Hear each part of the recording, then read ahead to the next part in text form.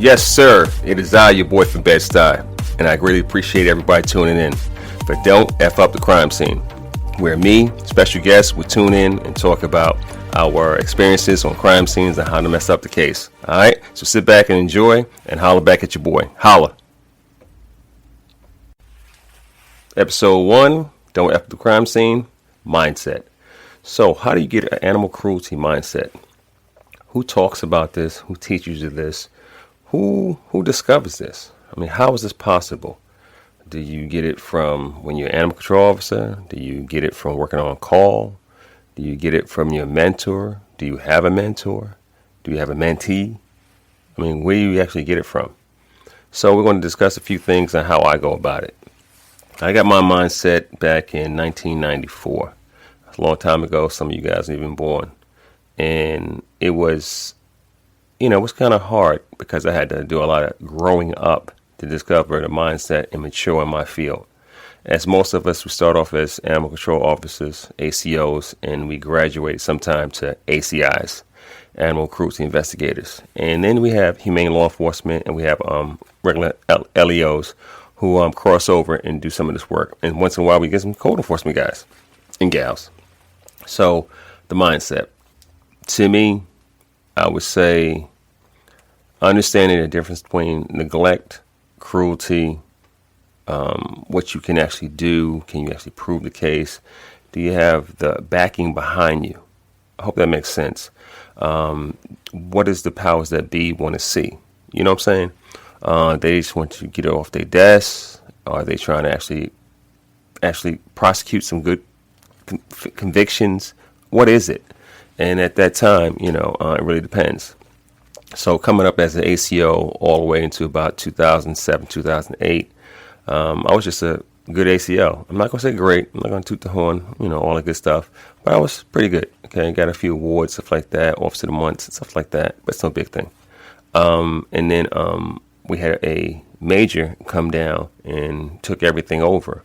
And she wanted to prosecute a lot of different things and take some of our cases seriously and go to state court and superior court rather than just go to AKA recorder's court, traffic, or circuit court. That's just, basic ordinance violations.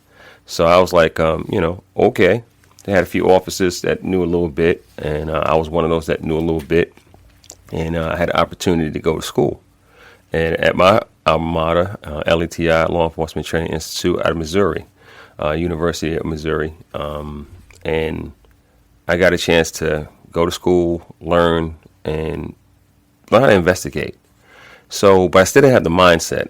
I had some of the tools now, I had an education to back me up, and I'm certified in a few things, but I still didn't have the mindset because I was still dealing with the mindset of a ACO. Write tickets, light your ass up in court, and then go from there. As far as the educational part, I had that down, but that was more or less teaching kids, about bite prevention, rabies, stuff like that. I wasn't sometimes going to the communities and talking, about ordinance stuff, but still not about animal cruelty, all right? Because a lot of our cases didn't go to superior court or state court where they would get significant time. It was one of these things where they just get, a slap on the wrist, if that. And then I met a few heavyweights in the group, and the major coming in, she introduced a whole level of seriousness. And she took me aside and said, I need you, kind of like to more not so much lead, but be part of the team. And, I don't care if you freestyle and go over there and be Kobe. I don't care about that. As long as you understand how to follow, directions and follow the rules and be part of the team.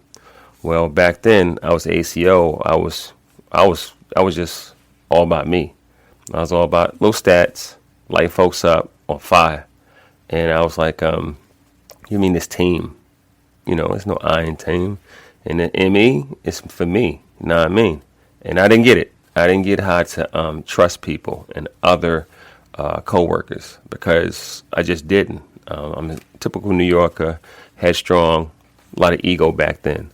And I had to really learn and had to sit back and grow up with a lot of things. And if you survive in this industry, because it's very political now, and it's a lot of different factions. You have to kind of bite your tongue, and I wasn't one of those. Not too recent, probably the last 7-8 years, I wouldn't bite my tongue for nobody. I said, y'all can kiss rocks, but I'm okay now. A lot of therapy, suspensions and stuff like that back in the day. So let's talk about it. How did I get my mindset for this animal cruelty investigator? Biggest thing is I learned, and I had a major and a sergeant that forced me to not be lazy. And, a lot of people's like, well, you from New York, how you be lazy? Okay, I'm going to be, little seriousness. I'll come down to Atlanta, and the pace is a lot slower. So I feel I have advantage, plus New Yorkers to think we're top of the chain any old ways, know what I mean? And we come down here, and it was animal control stuff was pretty easy. I'm not going to lie to you. It wasn't difficult. Animal cruelty, I didn't understand the difference. I just didn't. I was like, yeah, whatever. And then I had a sergeant and a major who really took me to task and made me focus on the details of doing a proper investigation every time. So it was don't be lazy and be consistent. And I was paired with a detective, salt of the earth type of guy. Just good guy. He came from a precinct, East Precinct, and he was coupled with me, and we had to really get our stuff together and understand how we work together and prove cases. It took about a year, and then the rest of the team came together, and it was pretty good. Our numbers are incredible, but I still didn't trust at this time. I was like, you do this, I do that, and we come back together and try to make it work. I didn't understand how you have to actually be on detail all the time, and it has to be a certain way every time. It really does. Even though each cruelty or neglect is a different case, but your method kind of got to be the same way.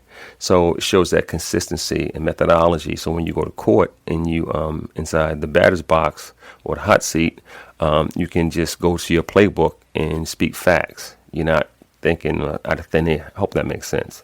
So again, don't be lazy. Be consistent in your methodology as you go on. Know what I mean? And then your health.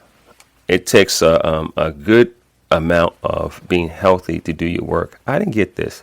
I was an ACO who did a lot of on-call, tired and frustrated with a lot of things, from the job, from people not seeing my way. But it was a me thing. I had to get off of that. It took a while. And then I was like, okay, I had to get my brain straight and get proper sleep.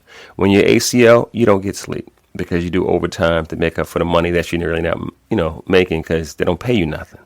So after on call, you're tired and you just rush the calls to get them done. Are you trying to make a difference? No, you're really not. You trying to make a difference to that call? Yeah, because you don't want to come back. Real talk. So with that being said, I was like, I brought that over to doing cruelties. Now I had a format. I was pretty much detailed. I had a good partner, or both my partners. And then I had a boss, and I had a supervisor over the boss to make sure I stayed in line. Now, some people don't need that. I needed it because I got away with a lot of stuff that, a lot of people don't get away with because I was good at what I did. But now I have to be more detailed. You have more eyes looking at your work. You got to be spot on. Know what I mean? And at times it was frustrating because I haven't matured to that. And, young parent at that time, still, trying to go play basketball. You got to let that go after a while. And then so my health was getting okay. And then being in the right mood. So your health and mood, two different things. You have to be in an okay mood to come do your job. I'm dead serious. Because if you bring whatever's at home to work, doesn't work. Or if you bring whatever from work home, doesn't work. So try to keep things at the job and things away from your job, if possible. It's almost like two people you have to be. You can't be the same person. So again, don't be lazy. Be consistent. Your health is all of that, and proper sleep. We talk about the another episode. Mood. All right? And, like I said, talk about getting rest. And when you go on calls, no matter how egregious, no matter how bad, no matter how you're like, what the fuck is this? When you go, to the location, you're like, this is just disgusting. And I say that jokingly. When the roaches got slippers on, when the roaches just holding their babies, talking about looking at you like this, clean this nasty ass goddamn place up, boy. All right, when the roaches are looking at you like this, I know, right? They nasty. It's a problem. You go in tunnel homes, hoarding homes, all these people with rat packs, stuff like that, feeding the cats and the raccoons, and you trying to like have a straight face, hold your breath, not speak. This is before mask. Now you have your mask on, so you be like this, you all screw face like this, y'all nasty mugs. But you got to woosah on that, and it's tough. It's really tough because you don't want to roll your eyes and everything. Watch having your shades on your face. Just saying, and it's difficult. So when you go inside these places, don't take it personal. No matter how bad something is, don't take it personal. No matter if the person's belligerent, irate, cursing you out, your mother out, your kids out, your uncles out, cursing everybody, talking about you, white, black, Hispanic, Latino, Argentine, don't make a difference. Just cursing your ass out. Good curse. I'm talking that mohawker. I mean that good stuff, that ookie ook. And you're like, you just, and don't do this. Don't laugh, which is sometimes hard because they all frustrated and you